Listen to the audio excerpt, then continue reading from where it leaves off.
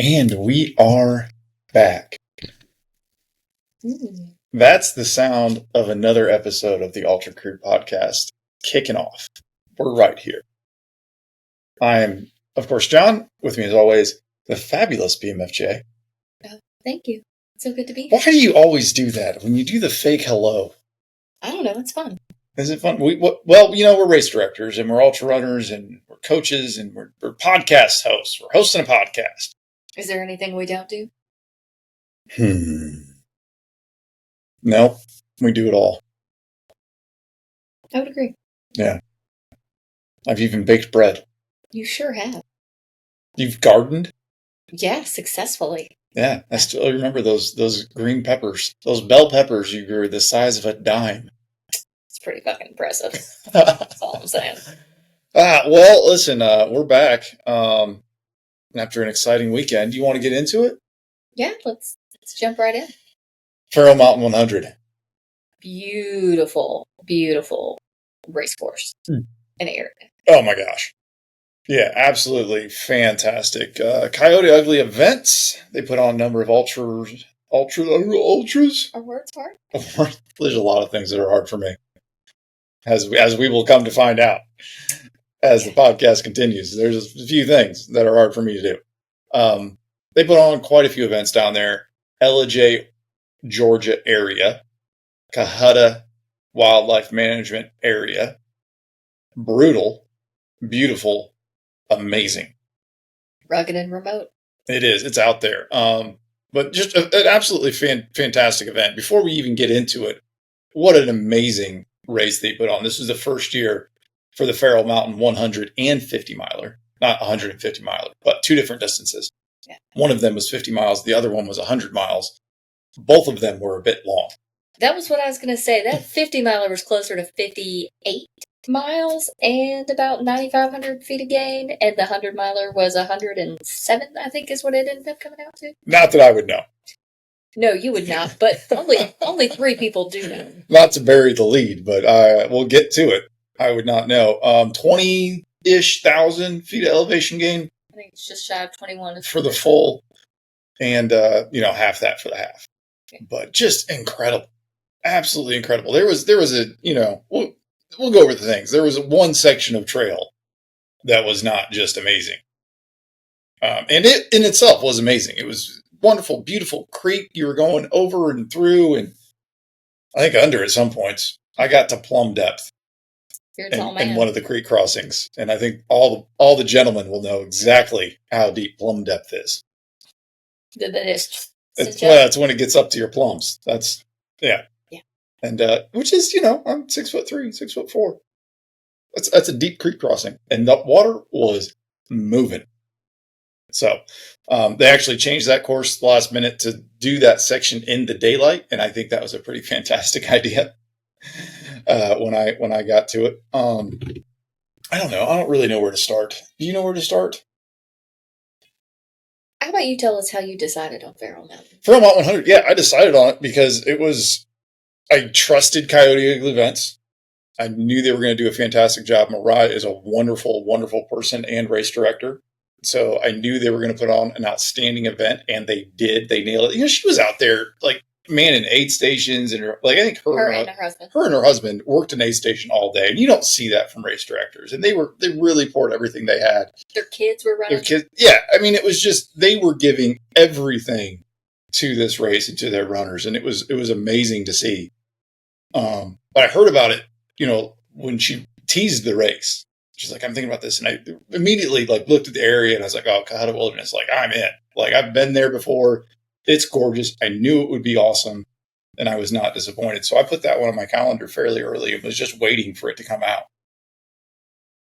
I wanted the challenge of running 110-ish, 105 miles in the Cohutta with 20,000 feet elevation gain. So that's what it was. It sparked my interest, and I was very excited to get down there and run it.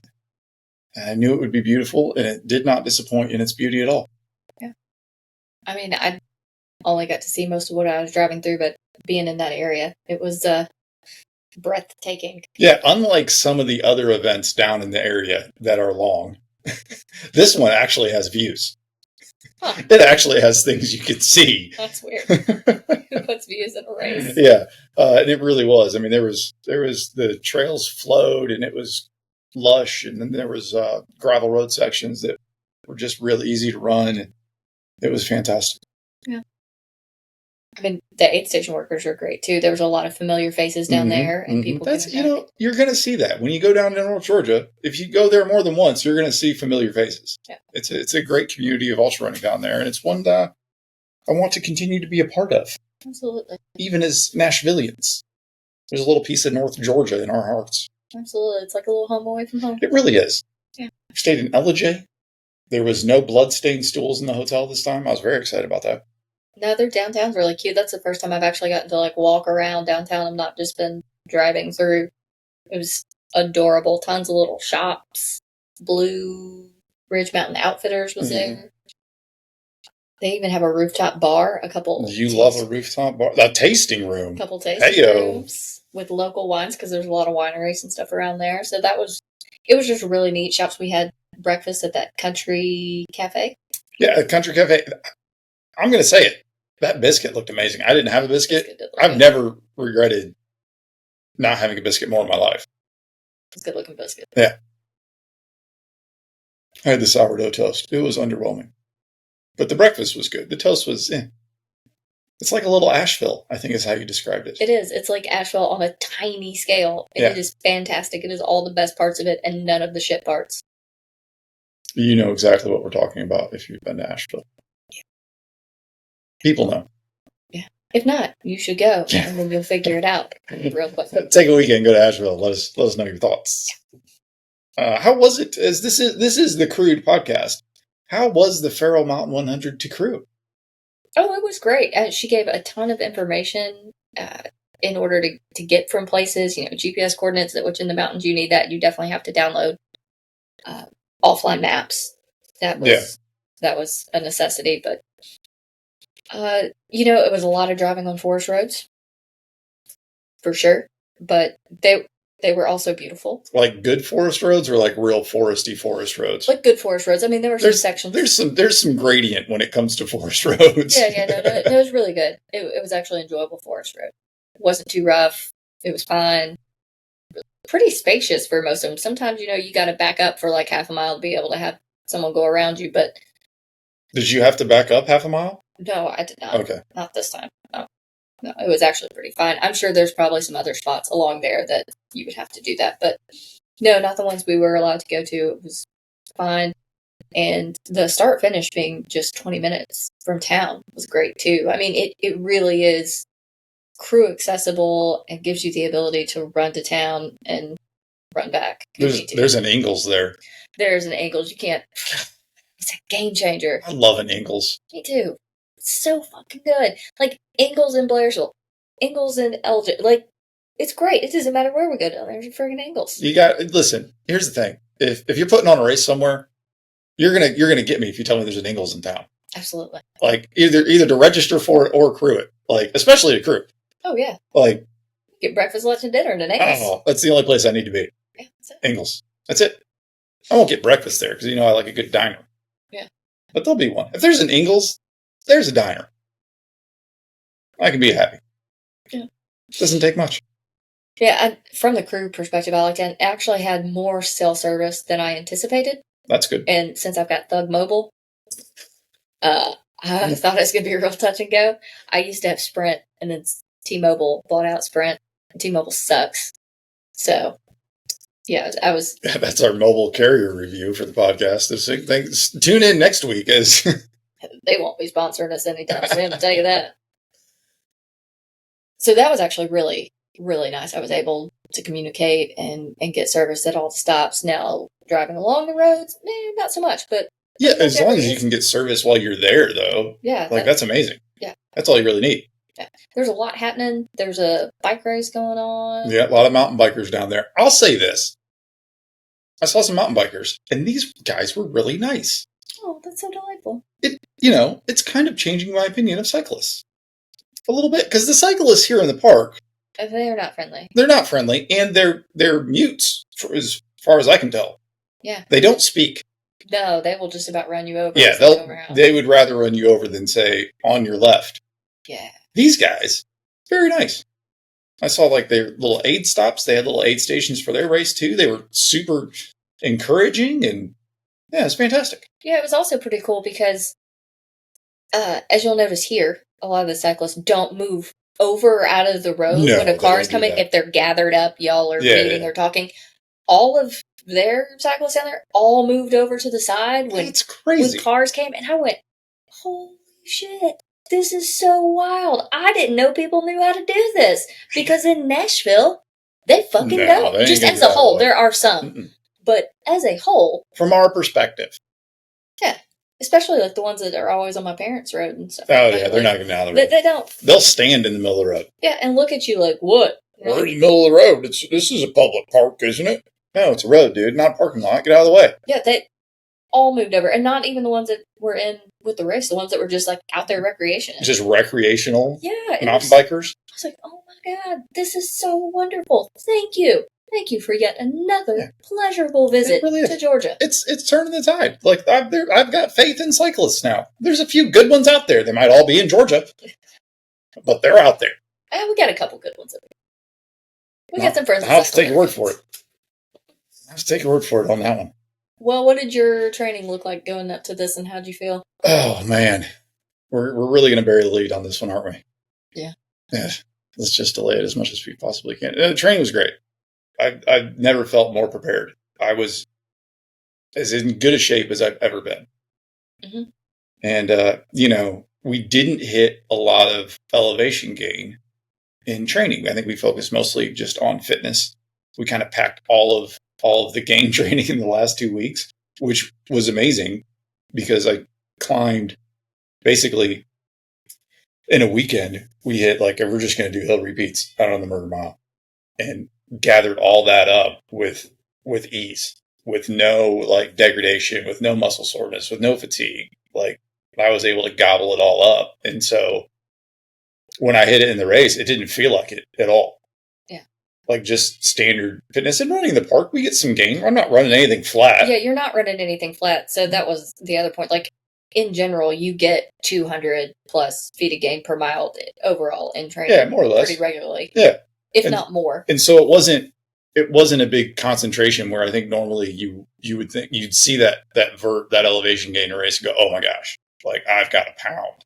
Every mile has to match feet per mile in the race. And it just wasn't our focus. It allowed me to focus on fitness and running and low heart rate training. And I was super prepared. I remember it was funny. Mariah was telling us the night before we checked in Friday. She's like, I'm going to be at Emery Creek Aid Station because I want to see your face when you get done with the worst climb on the course. I had no idea that was it. It did not faze me at all. I was like, oh, that was it? Okay, cool. And that's how well prepared I was to physically handle the challenge of the race. I had everything I needed. You did? Yeah, you sure did. And yet, I did not. Oh my gosh. Yeah. So, we don't pull any punches around here. I failed as a big fat failure.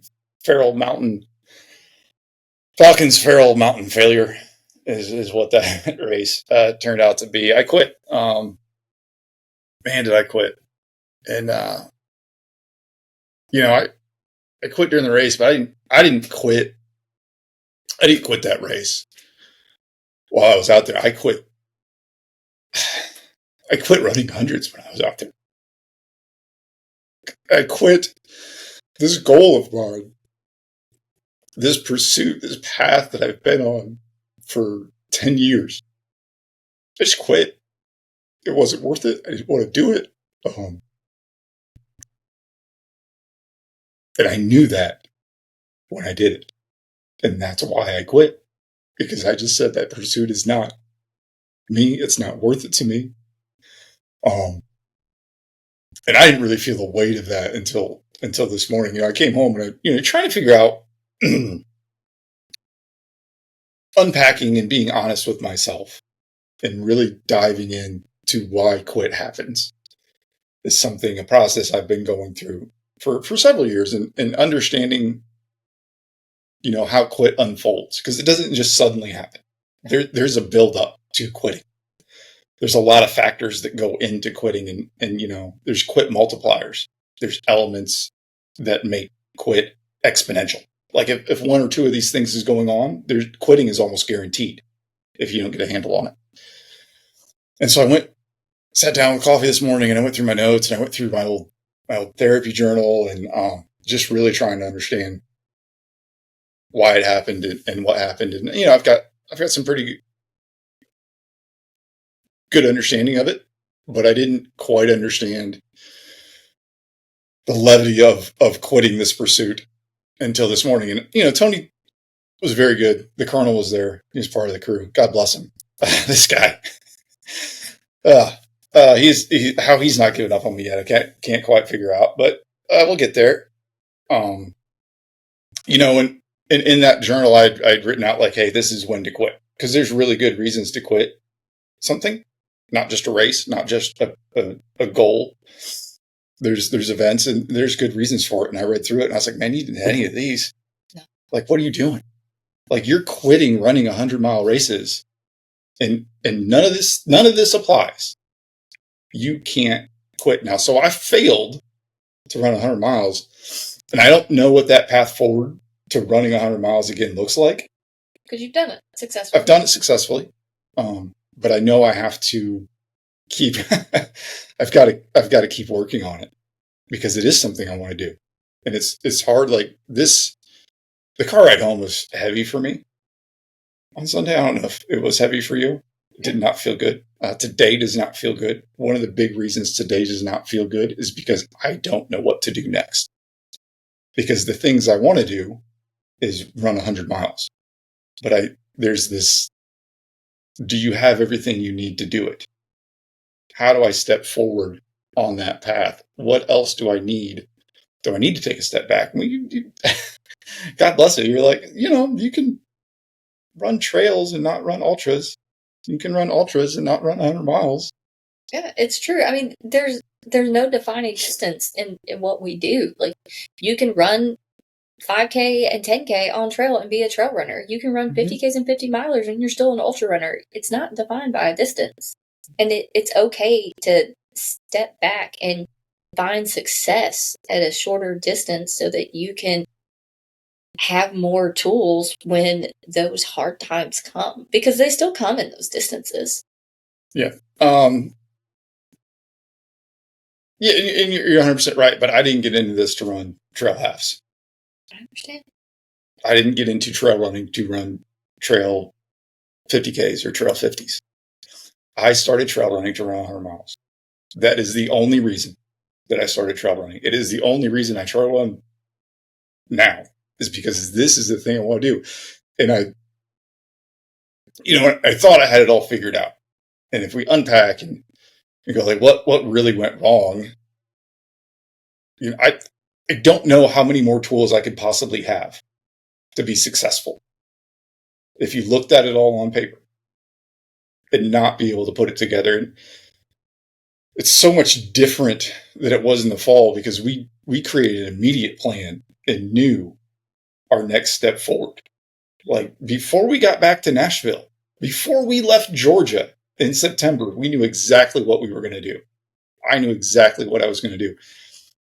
And I don't have that right now. And part of it is because I don't know what that next step really needs to be.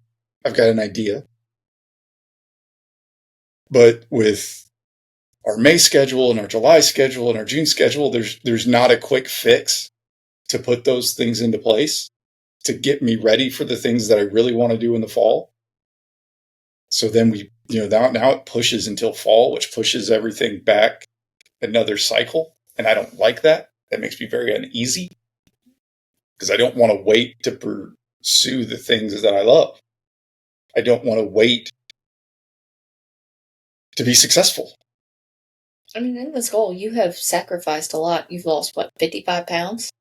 I've lost a fair amount of weight. Yeah. I was lean. I came into this just lean, like a string bean out there. Yeah. I mean, physically, mentally, emotionally, there's a lot you've put into this in order to get to this point. And it's hard to watch you throw all of that away and to know what's coming afterwards when you do. Like when you came in, you said, "Don't make me do this," and I said, "Well, you have to do it. Like that's the only choice." Yeah. You know, we talked about in the car. It's hard to watch. I kind of equate it to, you know, let's say your significant other's an alcoholic, and you know that once they have that drink, their life is going to spiral, or it's going to be a day, and it's going to be terrible, and they're going to regret it, and they're going to hate themselves, and it's going to bring up all this self-loathing and feeling like failure. And you know the pain and destruction that comes, and you can't talk them out of it. You can't make them stop. You can't. It's a fucking show, and there's nothing you can do. You can't make that person stop the spiral.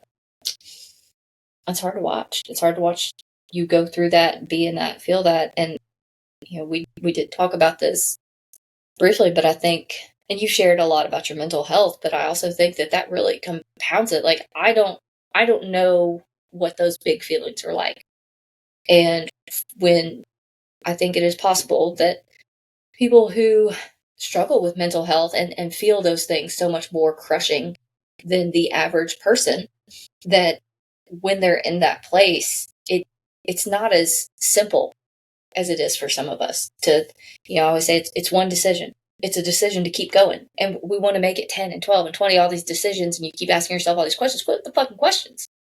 There's no questions. You decide, and then you keep fucking going. And that's it. You eat, you drink, you take another step. You eat, you drink, you take another step. Sometimes you gotta puke, whatever. You figure it the fuck out, and you keep going. Forward is the only way through. And I think when that fight or flight gets triggered and someone feels things so intensely and emotionally, and it's isolating. Like you isolate yourself sometimes when things come up. Like if you feel overwhelmed socially, I'll find you sitting in the shed, you know, when we're hosting an event, or in the car, or even during after group runs and stuff and group stuff, you would go sit by yourself. Like when you feel a lot of those things and you quit that situation that you're in, you remove yourself from that situation. And I think that that's, you know, your flight or your freeze or whatever response. Maybe it's kind of somewhere in between. And that gets triggered and you don't have a way through it. And, you know, it's like people that have a phobia. It's so intense. There could be a snake in the middle of the trail. And I go, just go around the fucking snake. It's fine. It's going to be okay. It's not going to matter. And the person that has a phobia that's having all these big feelings is like, oh my God, it's going to follow us. No, I'm going to die. Like it's a real feeling of intense death. I can't do this. I can't go forward. And it's just overwhelming, and it overpowers what they're doing in the moment, and nothing else matters. And I think that's how I can actualize that in my head. It's a fantastic analogy, and I think you understand it as well as you can. And it's very, very overbearing. Listen, I quit and I didn't want to continue. It had nothing to do with what was going on physically. No. Physically, fine. Like things hurt. I'm okay with things hurting. Nothing was hurting that bad. Now, you know, when you pay attention to things hurting, those things are going to hurt more, and they're going to be another reason pain is a quit multiplier. Like it's going to go on. But let's go back to that fight or flight response, and that is what I'm in. And it is in my head. And it wasn't that I didn't want to keep going. It's I didn't want to keep having this battle in my mind, and the voices and the messages and the things I was having to struggle with were not running.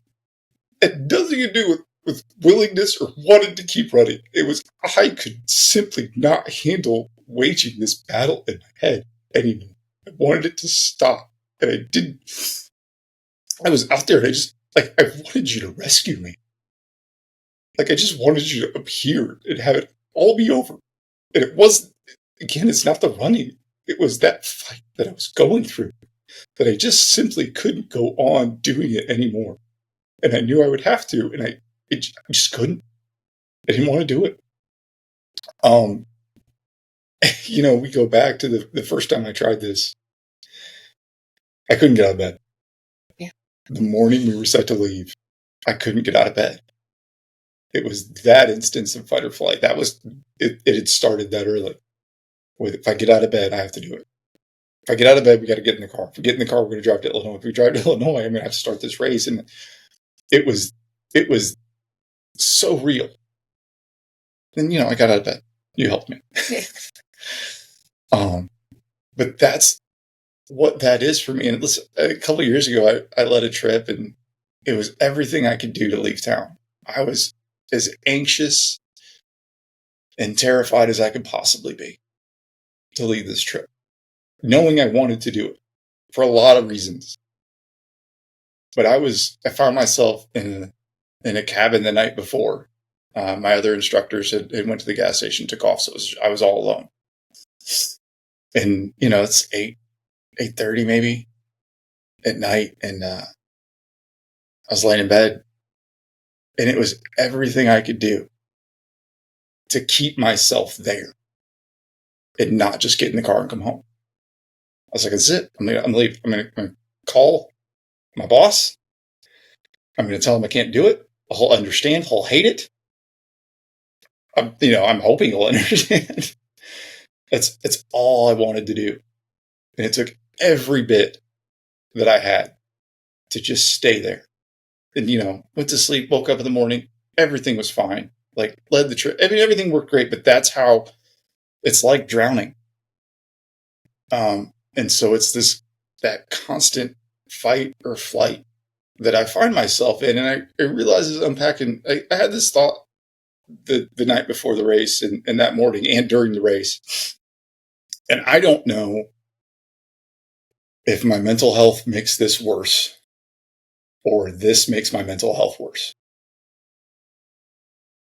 In life, I've kind of got guardrails set up. And I've put those in place because as I go back and I read through my journal and my notes, I realized I didn't really have these in adolescence. I didn't have them in young adulthood. Didn't have them in my 20s or my 30s. And there was issues and problems and socially, and there's all these things and all these issues. And even a few years ago, these instances of mental battles or emotional battles or interactions that were just all unpleasant and negative consequences, and some deserve it and some not. And so now I find myself with these guardrails. And so it looks like walls from the outside. Like I'm keeping people out, and I'm not keeping anybody out. I'm just keeping myself centered. So if you see me sitting in my car at a race or sitting just waiting and not being super social, it's not because I don't like anybody. It's not because I don't want to be around anybody. Most of the time, there's nothing I would rather do than be in the circle of people and be around everybody. But it's what goes on inside of my body and my brain and my heart when I'm in that situation. And so I put guardrails up to keep me more centered. I allow myself a place to escape to reset, to feel centered and feel normal. But when I'm out there and I'm running, I've got nothing. Everything is stripped away from me. I have no guardrails. Listen, there's a lot of people that run to escape and be in the moment and feel free, and this euphoria of paradise out in the woods for them. And it's just not that for me. And it's never been that for me. That's not why I run. And maybe I need to. Maybe I need to reset and figure it out and try to find the joy in it. But listen, when I'm alone and there's just things rattling around in my brain, it hurts. Do you want to share any of those things that rattle around in your brain, or do you want to keep that to yourself? Which is fine either way, but... I'll say, my story is mine. None of it's good. None of it is a positive self-image. None of it is uplifting.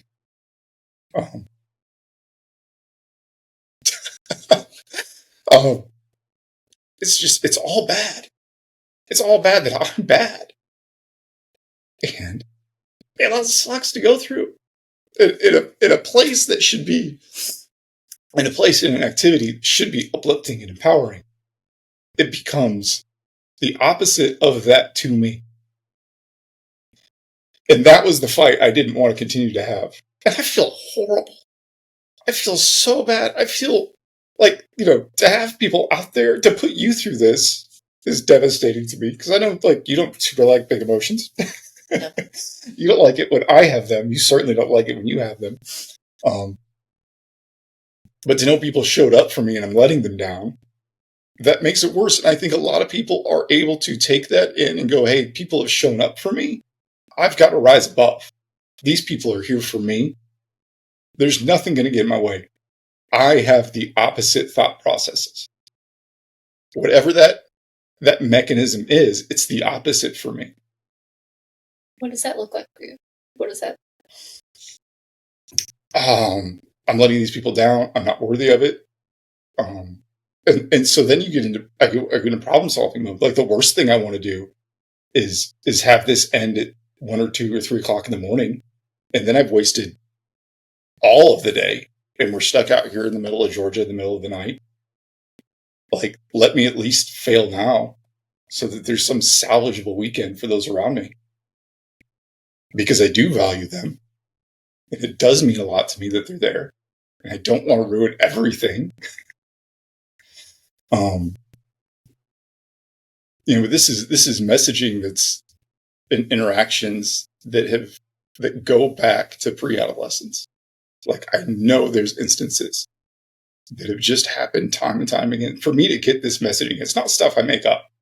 It's programming through social interaction that I'm just not worthy. I'm just not good enough. You are good enough. Well, thank you. I appreciate that. And that's why people are showing up. Listen, I know all of the things. And I know all of the things to listen to and not listen to. Tony was giving me the business. And he was saying all the right things. And gosh darn it, I know to just listen to him. Yeah, you do. I know to just listen to you. I know to just listen. Listen, Phil got a bad rap. We were out there. Phil was great. Phil was fantastic. Phil made that the best 10 miles, best finish to my day that could have happened. I loved getting to spend that time on trail with him. He's a genuine dude. I love him to death. We had a great time. Yeah, any stories from out there? And it ended on a high for me. I mean, listen, I knew I was going to quit. You had the walk. Oh, I have a walk? Tell me about the walk, Jones. Let everybody know. You got a struggle stroll. When we saw you at mile 30 and you mouthed please don't make me. And you had that walk. I was like, we're fucked. We're fucking fucked. I didn't say that out loud, but I thought it. And Bill's like, how is he? I'm like, let's see. And then after Phil left out with you, me and Tony were going to go meet y'all at the Overlook. And he's like, let me put my stuff in the car. I'll figure all that out. I said, nah. And I said, listen, we don't even know if he's not going to quit. So don't even bother with it. He's like, really? You think? Man, I think it's going to be touch and go. I'm going to have to let you take the lead on talking. He did. He took the lead. He did a great job. I was like, listen, we can come back. I don't know how a man, first of all, I'm going to just interrupt. How does a man make a poncho look good? Seriously. You kept telling him how good he looked. Dumbfounded. It'd make a clear rain poncho look stylish. He even tied it up on the side. He was wearing the hell out of that poncho. Like, that should have been reason enough to keep going. I want to see more of this. Continue. No, it was just, you can see it. There's a defeated, dreadful cadence you have about you. I believe that. Yeah. Yeah, I mean, defeat consumes me. Yes. Do I normally have a pep in my step? I don't know if pep in the step is how I'd put it, but there's determination. Yeah. Yeah. There's movement, like the yearning to go forward. There was not that. No. I went forward for Phil. Yeah. Tell us about being out there. Yes, we did. Because it was his first time being able to pace. First time being able to pace. He loved it. And crew. Yeah, he loved pacing. He's like, this is amazing. Like, I feel great right now. You look like crap. And I'm just fresh. And it is. If you've not paced an ultra before, you 100% should, especially if you're new to trail running and you're just getting in the game and you've done like a 50K or you've done a 50 or whatever, and you've not been on the pacing side of that. Like, it is amazing. I love it. I do too. It's absolutely phenomenal. Because you feel really good. Most of the time. And the person that you're with usually doesn't. So it's great. You're better than they are. There's that. Yeah, I got to pace fairly early in my ultra running career, and I think such a stupid thing to say. But fairly early in my introduction to ultra running world, I got to pace, and I value that, and I value it still. It's still something I like doing. So we went out there, and Phil was great, and he's a chatterbox, and we were talking, and we did take a wrong turn. That was probably on me. He figured it out. He had the Guy app, which is nice, and we got turned around, and I knew exactly where it was. I was like, "Oh, that's stupid." Of course, obviously, we had to trudge back uphill. Of course. After just taking this lovely downhill, runnable, smooth, wonderful downhill. Yeah, we got to turn around, go back up. But I told Phil we were done. Okay. When we were out there. And Phil thought it was a test, as he should have. But I said, hey, man, listen, you got to be on my team here. We're going to go to the aid station. We're done. You got to be on the team. You got to be on my side of this. So I was rallying Phil to my cause. Mm-hmm. And it started raining. And that was pretty much the end of it. That was the final nail in the coffin for me. Am I boring you? No. Why are you... No, just having... You got the onesies? Yeah, just one. Yeah. So I conspired. Yeah. What would you have done had we not been there? Well, you've done that to me before. I have no idea what I would have done. I mean, Tony did tell you that we didn't have a car. He did. You couldn't see the car. Yeah. And he's like... Real sneaky. He's like, we got to ride here because there's no parking. Like, no, you can't. We'll sit on laps. And he's like, nah, the kids came with us. Like, there's no room. Yeah, you can sit on my lap, Tony. Or get in the car. And you looked at me and you're like, serious? Yeah, it was not a good... Again, but it didn't have anything to do with running. I know. I wanted to run. I didn't want to go through that mental, emotional battle. And, yeah. And I don't know what was different last time to this time, and all, whether I was at a different place in life or which, I know you get tired of going through this and having to sort this out and tell the story. Yeah. Oh my gosh, it gets old. Right. Yeah. It just gets freaking old, man. But I don't want to shy away from being honest about it either. No, and that's respectful. And you shouldn't shy away from being honest about it. I got into this for growth. That's what it's all about for me. It's about growth, and obviously I've got more growth to do. And I think coming in, I thought maybe that growth was kind of peaking or plateauing. That I was where I needed to be to get this done. We said it last week. Like once I figure out how to do something, like I'm pretty confident I can do it. So there wasn't any doubt. There wasn't any trepidation. There wasn't any concern of whether I would or would not. Like as convinced as I could have ever been. I was more convinced this time than I was the last time I ran 100 miles when I actually ran the whole freaking thing. I was more convinced of my ability and my determination Saturday morning than I was then. The weeks leading up to it than I was then. Did you think about what you were going to do when you decided you didn't want to keep doing it? Because at some point in an ultra, there's always a point where we don't want to do it anymore. And I think it's full-hearted to say, well, this is what I want to do. And I know that'll never fade. Like that's a fucking lie. Anyone who's ever ran really far, at some point, they don't want to do it anymore. Like, there becomes a solid point where it's like, God, I'm so fucking over this. Yeah, I knew that there would be a physical point of this doesn't feel good. And I knew that I didn't care that it wouldn't feel good. What I didn't expect was to have the mental battle that I did and where that would go.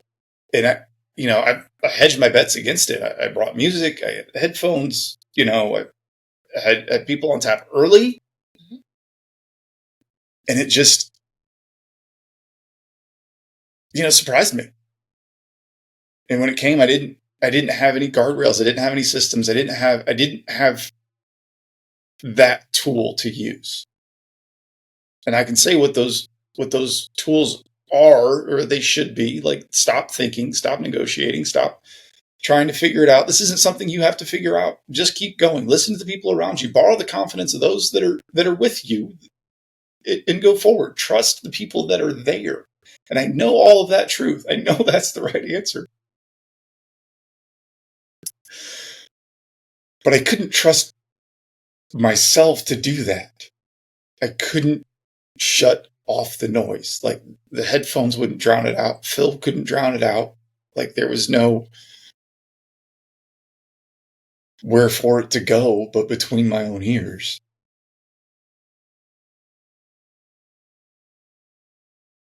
And that thought of hey, this isn't healthy for you to do mentally.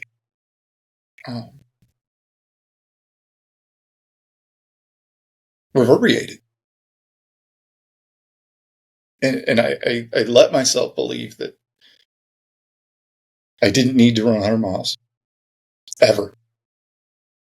That, when we got done with the last one, I said, I'm not sure this was worth it, but I'm going to do it again because I need to know if it was worth it. And all I was hearing is, this is not worth it. You've got your answer. That this isn't worth it. I mean, you work too hard for it to not be worth it. Yeah, you don't work that hard for something that's not worth it. And I agree. But I couldn't. Yeah.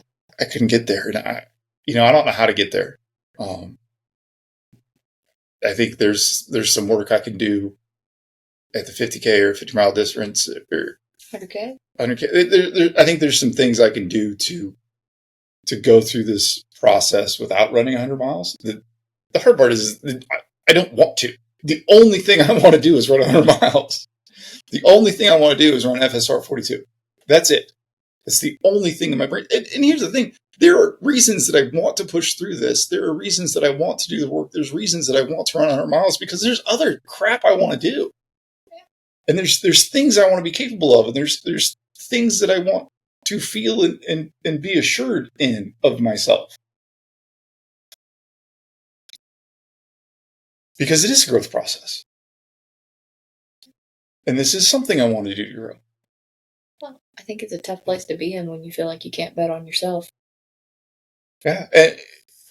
Like, I'm like, and I can only, empathize with it because I know how important it is for me, like, to know that I'll bet on myself. Oh, you're BMFJ. Like, you got the swagger. You got the coming in with the hair flowing and the whoop whoop and the party time, and you've got that swagger and cockiness in it. Yeah, but I don't know. But I'm going to say, like, the feeling of not wanting to do anymore. I think you watch that every morning before I started on Trans Tennessee, like in the car driving to where we go. You watch me cry and break down and about throw up. But as soon as I clicked my watch on, all that went away. But that feeling is genuinely, truly awful. Awful. But one of the things I do take solace in no matter how hard it gets, I'll always bet on me. Yeah. Like, and there is something to be said in being able to just trust yourself like that. And that's got to be a hard thing to wrestle with when you feel like you can't trust yourself. You feel like you can't bet on yourself. You feel like you're going to fail. Yeah. It's so funny. We were talking, Phil and I were talking, and he's done some cool stuff. He's got podcasts, and he's a guest on some podcasts, and he's got a great story. And I don't want to tell it, but we were talking. It's like, man, I don't know if I'd survive boot camp. I think the first time a sergeant called me a maggot and said I was never going to make it, I'd have been like, all right, yeah, appreciate it. Yeah, you seem to know what you're doing here. This is your whole career. And if this is your assessment, who am I to get in your way? Like, obviously, I'm not one to disagree with a professional assessment that I'm not going to make it. Thank you for your time. You have a wonderful day. Have a great day. Is there anything you guys need from me? I can get you coffee or anything, but I'm gonna go now, obviously. But that's the programming I have. Like, I don't have this. I'm gonna prove you wrong. Swagger, macho, vibe, whatever. Like, I don't have it. I've never had it. it goes all the way back to pre-adolescence and adolescence. And I mean, that's just, and I don't know. And this whole process of the thought of training to quit out of your life is my own understanding that this is, a tiger that has to change its stripes to be where they want to be the person they want to be. That there has to be a drastic change, and you have to go through this process of, like a snake shedding its skin or whatever. Yeah.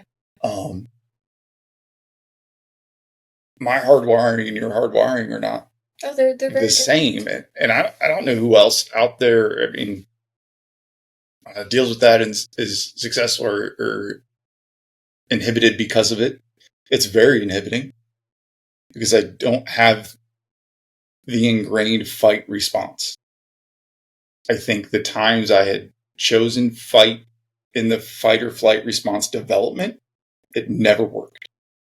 And so you become an adult where the only option is flight or freeze. I can trigger your fight response pretty good in those situations. Just saying. It's worked to get you back out when I pick a fight.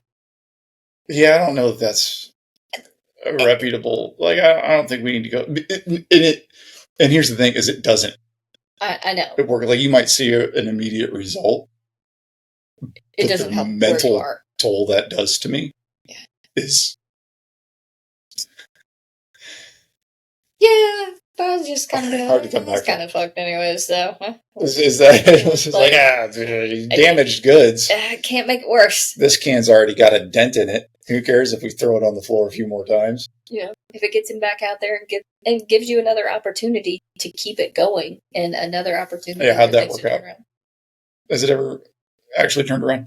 It's gotten some more miles. Actually, no, Falcons. I don't know that was it. No, we had to have a tough conversation. Yeah, we did. And you changed your tactic because I was able to talk to you, and we were able to find common language of this is what I want. I want to keep going. I want to do this thing. This is what I need you to be. This is what I need you to give me. I don't need the BMFJ. I need my fiance. I need the person that loves me the most, the person that believes in me. I don't need the cold-hearted, stern, F 'em, let the finger fly version. And then you gave me the version I needed, and we were successful after a bit of shoutiness. I will say there was no shoutiness going on this weekend. I was very grateful for that. I think everybody was probably grateful there was no shoutiness. I don't know what Phil and Tony would have done had there been shouting. Tony would have probably made faces and Bill would have left. It'd have been awkward. Tony would have mumbled something, Phil. Yeah. They immediately, as we came into mile 30, they found a steady pace further up the road. They ducked out. That's all right. Yeah, I don't blame them. Yeah. I don't know. I love you. I hate to see you go through it. I know it sucks. It does, and it sucks, and I don't know how to ask anybody to go through it again. And that's part of it. Like, I don't. How do you sign up for something else and say, hey, can you come support me in this? And this, hey, just so you know, I've actually never accomplished this. My track record is immediate failure for very little reason and an unwillingness to keep going, regardless of circumstances and how great a job you are doing. I'm probably going to quit. I can't ask anybody to do that. I mean, people do it because they love you and they're your friend and they have a vested interest in helping you succeed. But I do understand. I mean, it's like, when you're signing up to crew and pay someone, though, that could be an outcome. Like, you don't do it. I don't ever know that. Guarantee success. No, I mean, I feel like my presence is, an extra notch in the win column. Yeah, but I'm like. No, and maybe that sounds egotistical, but like I go in like, hey, we're going to do this. Like, there's nothing that's going to come up that I'm not going to be able to handle. on my side of this race. From the crew side, there is nothing that's going to come up or I'm not going to be able to handle. Yeah. And we're going to be able to keep going. Yeah, I'm not saying that. Just when people volunteer to be on your team and crew and stuff, like, you know that success isn't guaranteed, and it's no reason to, be shitty about it. But I will say this, there is a bit of like, come the fuck on. Like, let's go. Like, no, I came all the way down here. Like, the I don't want to is not an acceptable answer. Like, like that, and that's fair. Like, and that's 100%. And that's fair for someone to feel that or go, "Are you 100%. Kidding me?" Yeah. But you still, once you say yes, you have to know that that's the thing. And I do understand that that's hard. Like, that's going to be hard to ask people to show up for you that next go around. And I don't know what that looks like and how to sort through that for you. Yeah, I don't know either. Yeah, I mean, we've got good people that love and support us. Yeah. I do want to reiterate, like, it has nothing to do with the not wanting to go on. I want to go on. I want to go on. I want to finish. I want to run through the night. I want to feel the things physically because I've earned the right to feel that. Yeah, you've worked really hard to feel like shit. I don't care about that. It's feeling like shit. To have the opportunity to feel like shit. On the inside. Yeah. When you have to deal with that every day. When that's a battle that exists. Days where from the moment you wake up to the moment you go to sleep. And then to be in an environment where you have so little control over everything. And you can't fight that battle anymore. No, I don't want to do that. And I'm sorry, but I don't want to do that.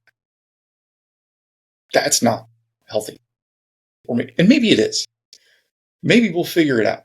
That, hey, no, this is a healthy process for you mentally to go into and have all the ugliness going on inside your brain. Maybe I'll figure that out. Maybe I'll develop the tools in the moment where there are no guardrails to fight those demons and wage those battles. I don't know. I'm not looking forward to it. Oh, I mean, when that day comes, it's going to suck.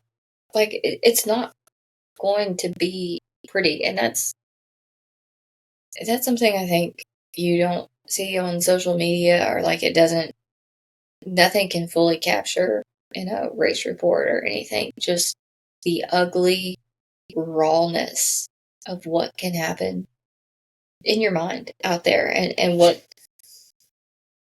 you're really going through. I mean, I know when I've had some really bad headspaces, like, it's so draining. It's so draining. And if you just stop, you don't have to be in that space anymore. You don't have to keep going through it.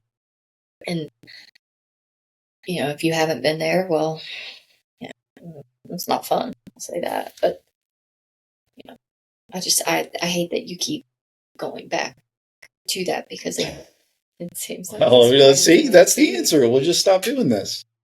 I mean, I can say stop doing it, but I think you will bump into a lot of those feelings still at some shorter distances, and find the tools you need or gain the experience of getting through it, and because there's success just a little bit further up the trail. It's not 100%. 16 more hours of having to go through it. It's 4 more hours of going through it, and then you can get a good result, and it's building a series of wins. Just because you can do something doesn't mean you have all the tools to do it successfully. Like, like what I posted about last week, like, just because someone can run 100 miles doesn't mean they can't do it better. Doesn't mean that you shouldn't take your time and gain experience, so that when you do get after that big goal, you have a large a collection of tools to choose from when different things happen, because I think it's very easy. And you're a planner. I love a good plan. You are a planner. Thank you. And Phil talked a little bit about this too when you were out there. And I very much believe, yes, you should have a plan, but I think more of like an outline, because I think a plan is a false sense of security because there's so many variables and so many things that are going to happen. And I think it's making yourself believe that you have control over things when once you're out there, you fucking don't. You don't have control over your mind. Like the average person doesn't. And we're not all Navy SEALs. Like people haven't gone through, the average person hasn't gone through rigorous mental tests. Like we're average people figuring it out. Some of us have more skills than others. Some of us have different experiences than others. And it's,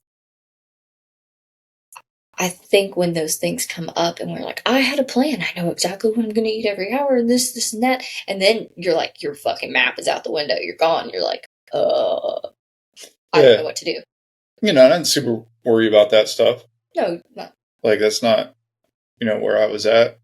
But we do see that in other people. Yeah, we do. And I think having a plan is probably one of those things that, like one of those guardrails for me when I do this sort of thing, is like having this plan or this idea is as much of a guardrail as I can get. Yeah. So I don't know. I don't know mostly. I wish I did. I wish I had the answers. And Tony asked me. Tony was telling me, he was giving me the business. He's like, "You're gonna regret this. Yep. You're gonna regret this tomorrow. You're gonna do the same thing in 6 months. We're gonna be right back here in 6 months, and you're gonna have to make the same decision." And there's not a bit of me that regrets it. The only feeling I had was I regret starting this race. I regret putting myself in this situation. I regret being here right now.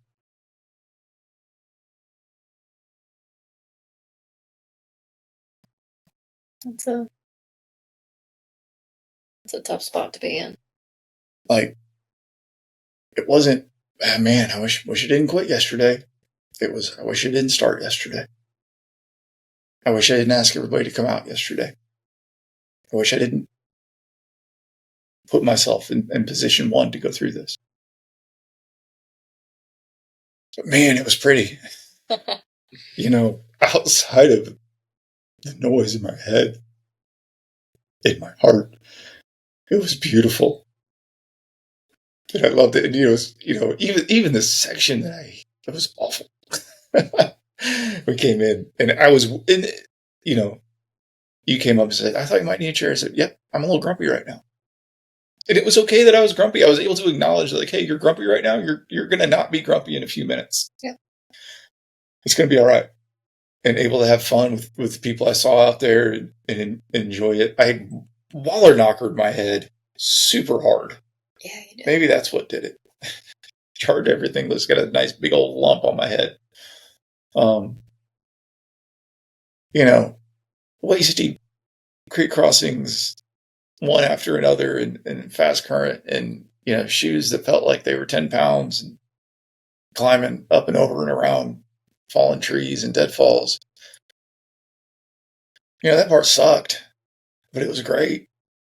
Yeah. The kahutta. It was wonderful. That was a beautiful day for a race. It was miserable inside my head. I know. I love you. And I hate that.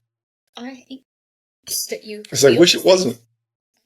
As I look back, I looked at, where I was, and the aid station breakdown and elevation chart in little sections. And I just go, man, I could do that. That was nothing.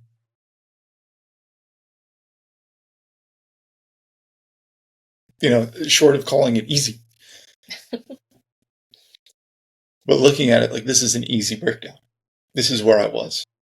All I gotta do is go here and here. You can do that. And I can. Physically. I can do that. But I couldn't do it on the inside. And there isn't a gel that fixes that. Yeah.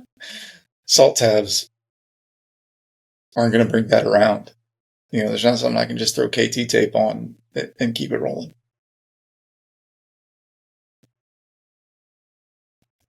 I do think the mental health aspect is a really compounding factor, and I think that there's a lot of people in the sport that probably struggle with that, or can relate to it and have those same voices and go through those same things, and maybe that's why more people don't pursue that distance, because they don't want to keep going through that. Yeah, maybe. I don't know. It's not going to stop me. And I'm sure at some point I'll regret it not stopping me. We got to go forward. We got to continue to grow. And so that's what I'm going to do. People ask me who I am. I'm an individual committed to growth, both in myself and others. And so I've got growth to do. We're going to get it done. I got to get something on the calendar. We got to look at what we're going to do, and I'll figure that out. That's the hardest part today, is because I don't know what that step is. That next thing to do to keep me driving towards it. I'll get on solving that problem. Appreciate now that. Now that I know there is a problem that needs to be solved. Hey, you're a problem solver every day of the week. All right. I think that's enough for this week's episode of the Ultra Crude podcast. Hey, Trail Mountain 100, look for it next year. That is a great freaking race. It is gorgeous out there. Wonderful, wonderful race. Mariah brought frescas. She did. Like, come on. What race director gets your favorite beverage just for you? It was very, very thoughtful. Yeah, she got people Chick-fil-A. Like, fantastic. The heart and soul in that. And so put it on your calendar. This one's going to be a big one on the East Coast. Like, just watch for it. It's going to grow. 100%. So thank you for the opportunity to run the race. Wish I'd have done better. Thanks for coming out, babe. Love you, baby. Appreciate it. Love you. All right. This is the Ultra Crude Podcast. Love to hear from you. Thanks for being a part of our conversation as we discuss life in ultra running. We'll see you next time. All right.